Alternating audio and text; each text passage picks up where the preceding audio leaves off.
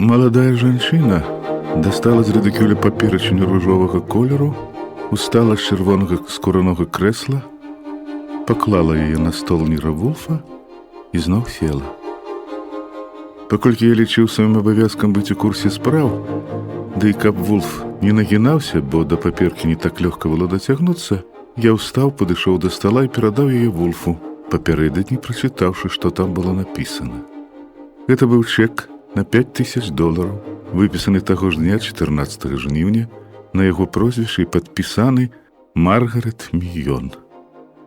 Вульф зірнуў на чэк і кінуў яго на стол. «Я падумала, — сказала жанчына, — што, можа, гэта будзе найбольш зручны шлях пачаць размову. Разглядаючы жанчыну з-за свайго стала, я пачаў паволі мяняць свае адносіны да яе. Калі яна пазваніла раней у нядзелю адразу папалудні і папрасіла аб сустрэчы, я адшукаў у памяці цьмяны ўспамін пра яе фота, надрукаванае ў газеце некалькі тыдняў таму, і падумаў, што сустрэча з ёю не будзе ў радасць. Але цяпер уяўленне аб ёй пачынала паступова мяняцца. Знешнія дадзеныя былі не самае галоўнае з таго, што яна мела, бо яны былі так сабе. Важна, як яна імі карысталася. Я не маю на ўвазе розныя там выкрунтасы і хітрыкі. Вусны не былі прывабныя, нават калі яна усміхалася, а вось усмешка была прыгожая. Карычневыя вочы як вочы, нічога незвычайнага, але я з асалодаю пазіраў, як яна пераводзіла іх з Вулфа на мяне, потым на мужчыну, што прыйшоў з ёю, і цяпер сядзеў злева. На маю думку, 30 ёй будзе недзе гады праз 3. «Ці не думаеш, — спытаўся яе мужчына, — што мы спачатку павінны атрымаць адказ на некаторыя пытанні?» Мужчына сказаў гэта напружаным і крыху суровым тонам з адпаведным выразам твару. Ён быў устрывожаны і не хаваў гэтага. Глыбока пасаджаныя шэрыя вочы, моцны падбародак. У лепшы час яго можна было б прыняць за якога-небудзь лідара, але толькі не цяпер. Нешта яго мучыла. Калі місіс Мільён прадставіла яго як містера Фрэдэрыка Уэплера, я ўспомніў, што гэта прозвішча музычнага крытыка «Гэзет», але не мог прыпомніць, ці ішла аб ім гаворка у інфармацыі пра падзею, у сувязі з якой у газеце з'явілася фатаграфія місіс Мільён. У адказ жанчына пакруціла галавой, зрабіўшы гэта невыпадкова. «Гэта не дапаможа, Фрэд, праўда. Нам трэба будзе ўсё расказаць і паслухаць, што ён скажа». Яна усміхнулася, зірнуўшы на Вулфа. Ці, можа, на самай справе гэта была не ўсмешка, а звычайны для яе рух вуснаў. «Містер Уэплер быў не зусім упэўнены ў неабходнасці звяртацца да вас, і мне прыйшлося яго ўгаворваць. Мужчыны асцеражнейшыя за жанчын, ці не так?» «Так», — пагадзіўся Вулф і дадаў, «дзякуй Богу». Яна кіўнула галавой, выказваючы згоду. «Я думаю, што так», і прадоўжыла гаворку, дапаўняючы яе жэстамі. Я прынесла чэк у доказ таго, што ставімся да гэтага сур'ёзна. Мы трапілі ў непрыемнае становішча, хацелі б, каб вы дапамаглі з яго выбрацца. Мы хочам уступіць у шлюб, але не можам гэтага зрабіць. Прынамсі, калі гаварыць толькі за сябе, я хачу выйсці за яго замуж». Яна зірнула на Уэплера, і цяпер на яе твары сапраўды была ўсмешка. «Ты хочаш жаніцца са мной, Фрэд?» «Ага», — прамармытаў той. Потым нечакана крутануў падбародкам і задзірліва глянуў на Вулфа. «Вы разумееце, справа далікатная. І не хацелася б, каб у яе лезлі чужыя, але мы ўсё-ткі прыйшлі да вас за дапамогай. Мне 34 гады, і першы раз у жыцці я...» Ён змоўк і праз хвіліну зноў загаварыў здаўленым голасам. «Я закаханы ў місіс Мільён, і больш за ўсё на свеце хачу, каб яна была маёй жонкай». Ён перавёў вочы на аб'ект кахання і прабармытаў нешта падобнае на заклік. «Пеггі, лічу гэта даказаным», — прабурчаў Вулф. Вы абое хочаце ўступіць у шлюб. Ну, дык у чым справа? Справа ў тым, што мы не можам, сказала Пегі. Просто не можам гэтага зрабіць. І толькі таму, што вы, можа, памятаеце, што здарылася ў красавіку 4 месяцы назад, калі чыталі пра смерць Альберта Міёна, опернага спевака. Нешта такое чытаў.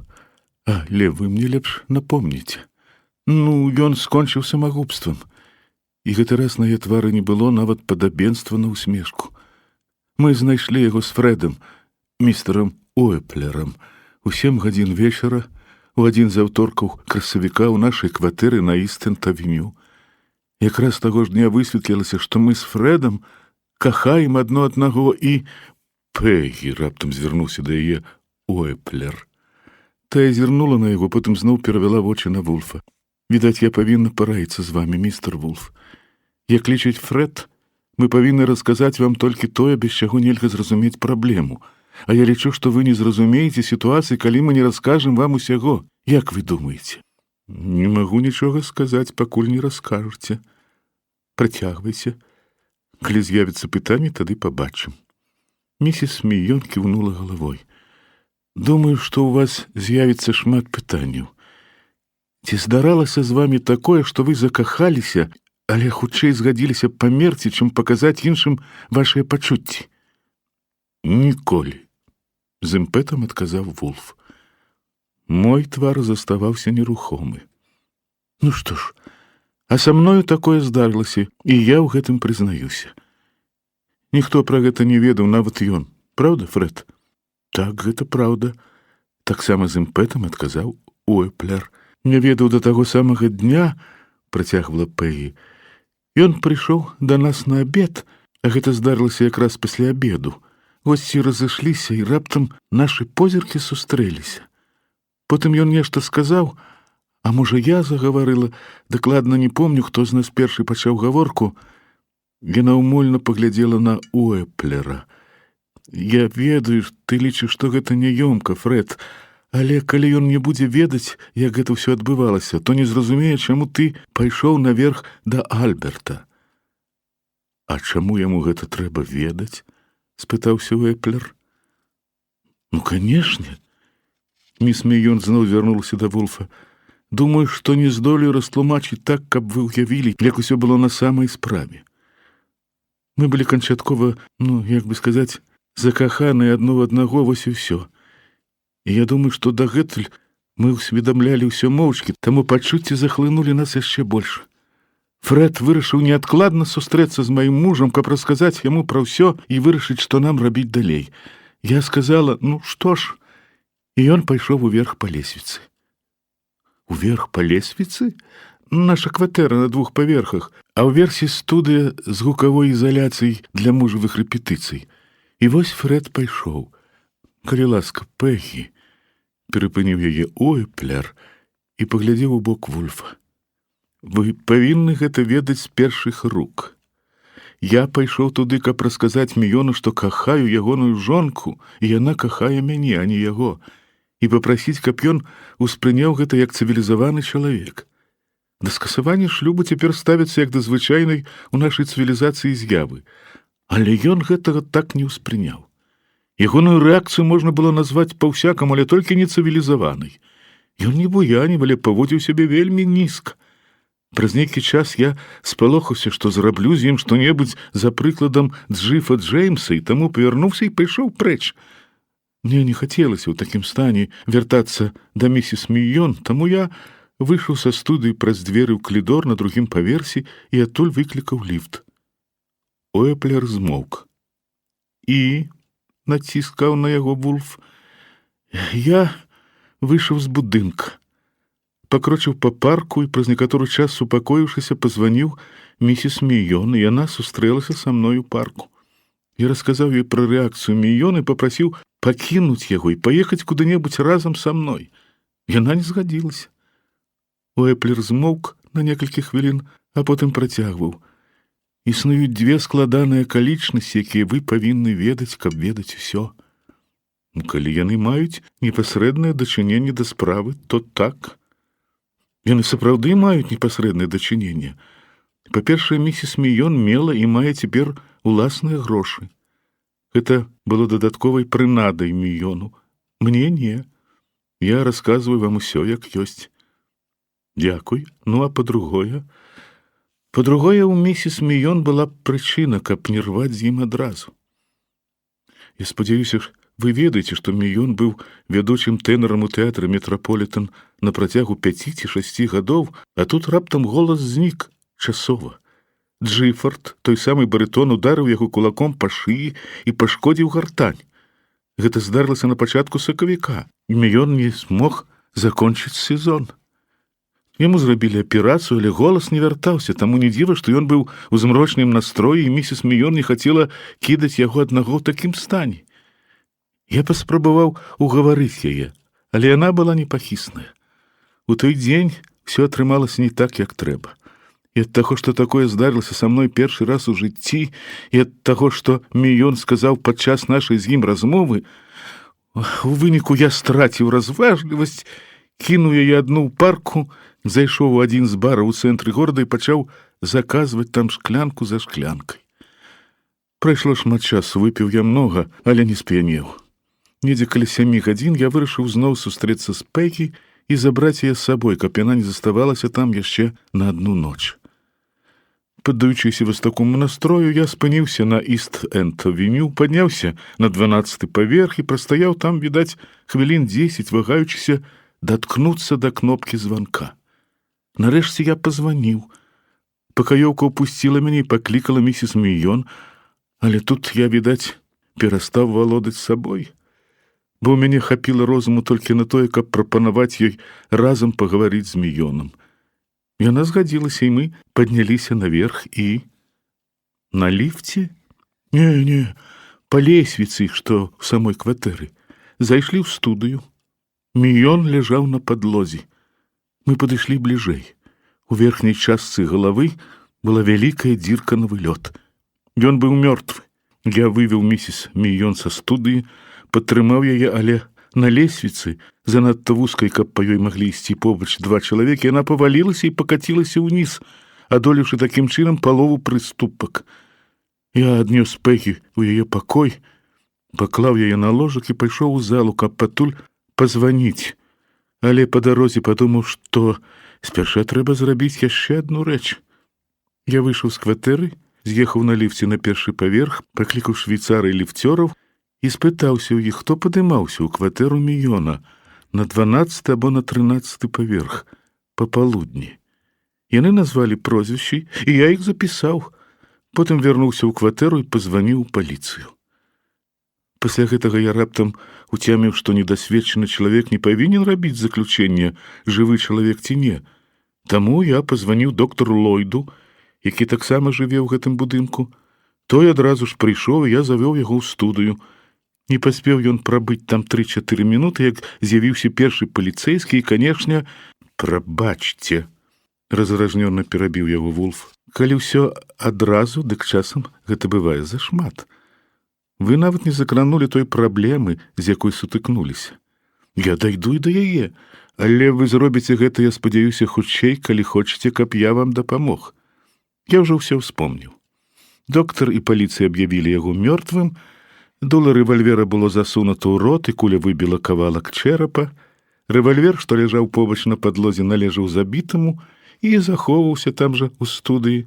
Ніякіх слядоў барацьбы ці нейкіх іншых пашкоджанняў на целе не было заўважана. Страта голасу была выдатным матывам для самазабойства. Таму пасля традыцыйнага расследавання, аддаўшы належную ўвагу той акалічнасці, што дула зараджанага рэвальвера цяжка засунуць у рот чалавеку, не выклікаўшы з яго боку пратэсту, здарэнне кваліфікавалі як самагубства. Я не памыляюся? Місіс Міён і Уіплер кіўком галавы пацвердзілі тое, што сказаў Вулф. Што, паліцыя аднавіла расследаванне? Ці пайшлі якія плёткі? Пегі і Уіплер адмоўна пакруцілі галовамі. Тады працягвайце. У чым праблема? Праблема ў нас саміх, сказала Пегі. Як гэта? Што з вамі не так? Всё не так. Зноў загаварыла місіс Міён, суправаджаючы свой расказ жэстамі. Дакладней, я мела на ўвазе не ўсё, а якраз адну рэч. Пасля смерці мужа і заканчэння традыцыйнага расследавання я на нейкі час з'ехала. Калі вярнулася на працягу 2 месяцаў, што прайшлі з таго часу, мы з Фрэдам некаторы час былі разам. Всё было неяк не так. Пазаўчора ў пятніцу я паехала на выхадныя да знаёмых у Канектикут, і Фрэд быў там. Я не ведала, што Фрэд збіраецца туды ехаць, а ён не ведаў, што туды прыеду я. Мы абмяркоўвалі ўсё з ім учора, і ўдзень, і ўвечары, і сёння раніцай і вырашылі пайсці да вас і прасіць дапамогі. Во всякім разе я так вырашыла, а Фрэд не адпусціў мяне адну. Пегі нахілілася ўперад і працягвала гаварыць з гранічнай шчырасцю. Вы абавязкова павінны дапамагчы нам, містер Вулф. Я так моцна кахаю яго, так моцна. І ён кажа, што кахае мяне, і я ведаю, што гэта так. Учора ўдзень мы вырашылі, што пажэнімся ў кастрычніку, а ўвечары завязалася размова, і справа не ў словах, якія вымаўляем, а ў выразе вачэй, калі сустракаемся позіркамі. Мы проста не можам пажаніцца, пакуль у нашых вачах застаецца пытанне, і мы будзем старацца хаваць яго. Яе крыху скаланула. Гадамі ці да канца жыцця. Мы не здолеем. Мы ведаем, што не здолеем, гэта будзе жахліва. А ўся справа ў пытанні, хто забіў Альберта? Зрабіў гэта ён ці я? Я сапраўды не веру, што гэта зрабіў Фрэд, а ён не верыць, што гэта зрабіла я. Спадзяюся, што ён не верыць, але ў нашых вачах застаецца пытанне, і мы ведаем, што яно не знікае. Яна працягнула ў бок Вулфа абедзве рукі. Мы хочам, каб вы дапамаглі знайсці на яго адказ. Глупства, хмыкнуў Вулф. Вас трэба адшлёпаць па адным месцы ці адвесці да псіхіятра. У паліцейскіх могуць быць свае недахопы, але яны ўсё ж не такія зломкі. Калі ўсё іх задаволіла, але ў гэтым якраз уся справа. Яны б не былі задаволеныя, калі б мы расказалі ўсю праўду. Вось як? Узняў бровы Вулф. Вы ім зманілі? Так. Ці калі не зманілі, ды і не сказалі ім праўды. Мы ім не сказалі, што калі першы раз зайшлі ў пакой разам і ўбачылі Альберта, рэвальвер там не ляжаў. Яго наогул не было відаць. Сапраўды? Вы ўпэўненыя ў гэтым? Цалкам. Я ніколі нічога так ясна не ўспрымала, як тую сцэну, кожную яе дэталь. Рэвальвера там не было. Вы згодны з гэтым, сэр? Спытаўся Вулф, зірнуўшы ў бок Уэплера. Так, яна кажа праўду. Ну што ж, уздыхнуў, здаючыся Вулф. Бачу, вы сапраўды трапілі ў непрыемнае становішча. Лупцоўкай тут не абыдзешся. Я крутануўся ў крэсле, адчуўшы халадок у ніжняй частцы пазваночніка. У старадаўняй будыніне з чырвонай цэглы доме Міра Вулфа было цікава жыць і працаваць Фрыцу Брэйнеру, кухару і эканому, Тэадору Хорцману, які апекаваўся 10 000 архідэй у аранжэрэях на даху, і мне, Арчі Гудвіну, для каго асноўным полем дзеяння быў вялікі кабінет на першым паверсе. Зразумела, я лічыў сваю работу самай цікавай. У даверанага памочніка славутага прыватнага дэтэктыва заўсёды ёсць магчымасць наслухацца пра самыя розныя падзеі. Ад крадзяжу пацерак да афёры, звязаных з шантажом. Шчыра кажучы, не ад усіх кліентаў я пачынаў сумаваць, але толькі ад адных спраў мяне прыцінаў халадок. Ад спраў, звязаных з забойствам. І калі гэтая пара закаханых глупкоў казала праўду, гэта і быў якраз той самы выпадак. Да таго, як яны пайшлі, больш чым за 2 гадзіны я паспеў спісаць 2 блакноты. Калі б яны ўсё абдумалі, перш чым пазваніць, каб дамовіцца аб сустрэчы з Вулфам, яны б гэтага не зрабілі. Все, што яны хацелі, аказалася паводле слоў Вулфа немагчымым. Па-першае, яны хацелі, каб ён расследаваў справу аб забойстве 4-месячнай даўнасці не прызнаючы, аднак, што яно сапраўды адбылося. Па-другое, яны хацелі, каб было даказана, што ніхто з іх не забіваў Альберта Міёна. І гэта было магчыма, толькі выявіўшы, хто ўсё-такі гэта зрабіў. І па-трэцяе, у выпадку, калі Вульф прыйдзе да высновы, што забойца адзін з іх, пакласці справу на паліцыю і забыць пра яе. Не, гэта не была іх прапанова, бо калі верыць таму, што яны расказалі, абое былі зусім не вінаватыя, але напрошвалася менавіта такая выснова. Вульф падышоў да ўсяго гэтага вельмі проста і вдала. «Калі я бяруся за гэтую справу, — сказаў ён ім, — і знаходжу доказы дастатковыя для абвінавачання ў забойстве, незалежна ад таго, хто забойца, то я карыстаюся імі толькі згодна з уласнымі меркаваннямі. Я не астрэя і не садыст, але трымаю дзверы адчыненымі. Але калі вы хочаце адказацца ад гэтага зараз, вось ваш чэк, забірайце яго, і блакноты містера Гудвіна будуць знішчаны. Мы можам забыць пра тое, што вы былі тут, і зробім менавіта так». Гэта быў адзін з тых момантаў, калі яны, перш за ўсё Фрэд Уіплер, ледзь было не ўсталі, не пайшлі, але ўсё ж такі засталіся. Яны зірнулі адно на аднаго, і па іх вачах было ўсё зразумела. Я паспеў ужо амаль упэўніцца ў сваёй сімпатыі да іх. Яны пачыналі нават зачароўваць сваю рашучасцю вырвацца з пасткі. Калі яны пазіралі адно на аднаго, здавалася, іх вочы гаварылі: «Всё будзе цудоўна». Потым тыя самыя вочы сказалі: «Яно так, але мы не хочам, каб было цудоўна толькі дзень або тыдзень. Цудоўна павінна быць заўсёды, і мы ведаем». Для гэтага трэба было мець нямала фізічнай сілы. Не гаворачы пра здаровы розум, і некалькі разоў я лавіў сябе на тым, што пачынаю расчульвацца. Акрамя таго, вядома, трэба дадаць, што на стале Вульфа ляжаў чэк на 5000. Блакноты былі поўныя запісаў пра самыя розныя рэчы. Яны складаліся з 1000 падрабязнасцей, што мелі і не мелі адносін да справы, такіх як пачуццё ўзаемнай антыпатыі, што існавала паміж Пегі Міён і Рупертам Гроувам, імпрэсару яе мужа. Ці выпадак, калі Джиффорд Джеймс публічна зняважыў Альберта Міёна, ударыўшы па шыі, ці адносіны розных асоб да патрабавання Міёнам кампенсацыі за атрыманую шкоду. Все гэтыя дэталі нельга было выкарыстаць для справы, і Вульфу патрэбна была невялікая частка іх, таму я збіраўся перабраць іх і выбраць неабходнае. Зразумела, аб'ектам нумар 1 быў рэвальвер. Ён быў зусім новы, набыты Міёнам на другі дзень пасля таго, як Джиффорд Джеймс ударыў яго, пашкодзіўшы гартань, і не для таго, як ён заявіў, каб адпомсціць, а каб бараніцца ў будучым. Ён клаў рэвальвер у кішэню кожны раз, калі выходзіў з дому, але калі прыходзіў, вяртаў на падстаўку бюста Каруза, які стаяў у студыі. Як вядома, з яго стралялі толькі адзін раз, калі быў забіты Міён. Калі прыйшоў доктар Ллойд і Уіплер правёў яго ў студыю, рэвальвер ляжаў на падлозе непадалёк ад калена Міёна. Доктар хацеў узяць яго, але спыніўся, так і не дакрануўшыся да яго рукой, таму рэвальвер заставаўся на месцы, калі туды зайшлі прадстаўнікі праваахоўных органаў. Пегі запэўніла, што калі яны з Фрэдам зайшлі ў студыю, рэвальвера там не было, і той пагадзіўся з гэтым сцвярджэннем.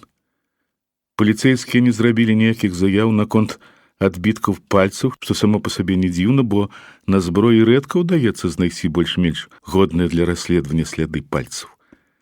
На працягу 2,5 гадзін Вульф раз-пораз вяртаўся да рэвальвера і кожны раз прыходзіў да простай думкі, што ён не меў крылаў. Уяўленне пра той дзень было поўным. Раніцай нічога не здарылася. Всё пачалося з абеду, на якім прысутнічалі 5 чалавек. Міён, Пегі, Фрэд, нейкая Адель Бослі і доктар Ллойд. Сустрэча мела хутчэй прафесійны, чым светскі характар. Фрэда запрасілі таму, што Міён хацеў прапанаваць яму ідэю для артыкула ў «Гэзет», чуткі аб тым, што Міён ніколі ўжо не зможа спяваць «Зласлівая лухта». Адель Бослі, якая ўзначальвае службу інфармацыі тэатрам, прыйшла, каб дапамагчы паўздзейнічаць на Фрэда. Доктара Ллойда запрасілі, каб запэўніць Уіплера у тым, што аперацыя на гартані міёна была паспяховай, што можна было смела ісці ў заклад наконт таго, што да адкрыцця опернага сезону ў лістападзе вялікі тэнар будзе ў сваёй звычайнай форме. Нічога асаблівага не здарылася, апроч таго, што Фрэд пагадзіўся падрыхтаваць адпаведны матэрыял. Адэль Бослі і доктар Ллойд, развітаўшыся, пайшлі, міён падняўся ў сваю гукаізаляваную студыю, а Фрэд і Пегі зірнулі адно на аднаго і раптам адкрылі для сябе самую значную, пачынаючы з часоў вядомай гісторыі пра райскі сад, жыццёвую з'яву.